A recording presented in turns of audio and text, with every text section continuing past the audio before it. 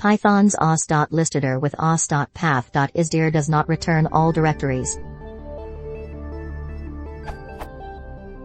I'm traversing a directory tree, upwards, and I need to find all directories.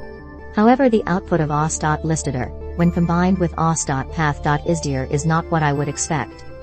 For example, this only shows 2 directories, bin dev.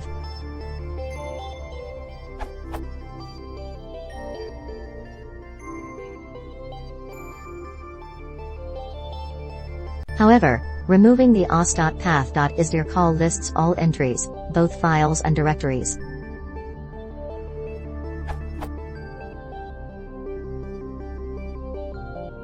The surprising bit is that running isdir on a directory that is not listed by the first snippet returns true.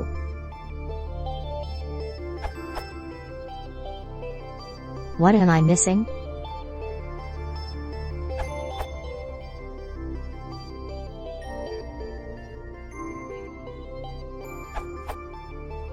Your Os.Path.Isdir is checking if the directory exists under the current directory, not the directory that Os.Listdir is listing /. Try this.